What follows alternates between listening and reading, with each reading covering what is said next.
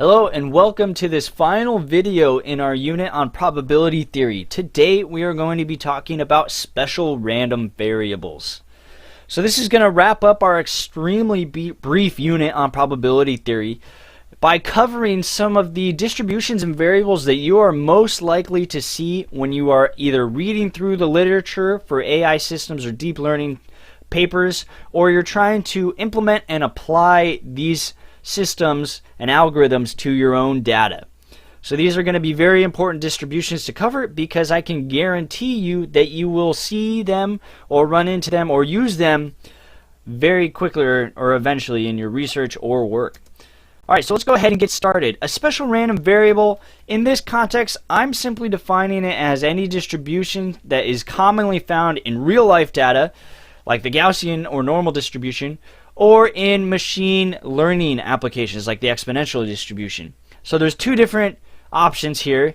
Either the distribution is often found in real life data, nature models these distributions well, or it's commonly used in machine learning applications because it has certain properties that are favorable for AI and deep learning. So the distributions that we're going to cover today are the Bernoulli distribution and the multi-Bernoulli distribution. Those are going to be our two categorical distributions that cover discrete variables. Then we also have the Gaussian distribution, which is also known as the normal distribution. This is going to be the most common of all distributions that we cover today. And we're also going to cover the exponential and Laplace distributions as well. And those last three, the Gaussian, exponential, and Laplace, those are all for continuous variables. The first two are going to be for discrete variables. So let's go ahead and start by discussing the Bernoulli. Alright, so the Bernoulli distribution is a distribution over a single binary random variable. So this variable is binary. It means it has two states. It's going to have state x equals 1 and state x equals 0. And this distribution is parameterized by the parameter phi here. So the probability of x equal 1 is going to be phi. And then on the flip side of that, when the probability of our other state, x equals 0, is going to be 1 minus phi. So we have a discrete variable. It only has two states. It's definitely not continuous. And those two states, the probability is given by phi and 1 minus phi respectively. So that's the Bernoulli distribution, and it can quickly be expanded to the multi-Bernoulli distribution. So the multi-Bernoulli distribution is a distribution over a single discrete variable with k different states.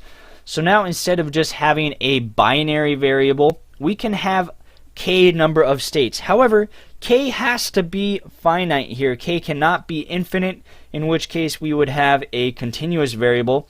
If k is finite, we still have a categorical variable, we have a discrete variable, and we can describe it using simple probabilities for different states. So this is also known as a categorical distribution. The Bernoulli distribution is also technically a categorical distribution since it covers a categorical or discrete variable. However, you're more often to hear categorical distribution referring to the multi-Bernoulli because oftentimes we're going to have multiple states or a k number of states. So both the Bernoulli and multi-Bernoulli distributions model discrete variables where all states are known. The only difference is that the Bernoulli only deals with two states, whereas the multi-Bernoulli has k possible states. These are going to be your two most common categorical distributions or distributions that you use for discrete variables. And they may seem easy or straightforward, but the Bernoulli and multi-Bernoulli distributions are actually sufficient to describe any distribution over their domain. And this is not because they are particularly powerful, but rather because their domain is so simple. So they model discrete variables for which it is feasible to enumerate all the states. When dealing with continuous variables, there are uncountably many states, an infinite number of states, so any distribution described by a small number of parameters must impose strict limits on the distribution. Thus, the multi-Bernoulli and Bernoulli are powerful not because of their complexity, but because of the simplicity of the domain that they are covering. Alright, up next, let's move to the continuous variables. We have the Gaussian distribution, and this is actually the distribution that we explored a little bit when we were doing our R programming project. And this is the most commonly used distribution over real numbers. And as a result, it's known as the normal distribution. Gaussian and normal distributions are going to be identical distributions. And it's defined by two parameters here. We have mu and we have sigma. Sigma squared is actually what is going to be used in the actual formula. Mu here is going to be the mean. It's going to give us the central peak. The maximum is going to occur at x equals mu. And then sigma is going to be your standard deviation. Sigma squared is known as the variance. So if you take the square root of the variance, you're going to get the standard deviation, as we mentioned in earlier lectures. So first, many distributions we wish to model are truly close to being normal distributions. The central limit theorem actually shows that the sum of many independent random variables is going to be approximately normally distributed. So this means in practice, when we're going to apply these algorithms, many complicated systems can be modeled well as normally distributed noise, even if the system can be decomposed into parts with more structured behavior. So the Gaussian distribution is used all the time because nature uses the Gaussian distribution all the time. It's normally distributed. So as we mentioned, we have the mean. The mean is going to be mu. When you run across these distributions in a paper, you're going to get the mean and the variance are often going to be reported. So sigma squared here is our variance. You might hear something like a normal distribution with mu equals this value and variance equals this value, something like that. It might be reported just in the mean and variance, a distribution with mean and variance. If you hear somebody just drop off what type of distribution it is, it's often the normal distribution or Gaussian distribution as well. So let's take a look at what this looks like. As I mentioned, you have the maximum at x equals mu, and then inflection points are going to actually occur at x equals mu plus or minus sigma.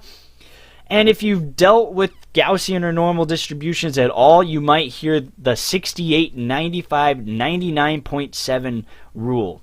And this rule means that 68% of the data is going to be contained within one standard deviation of the mean, or mu.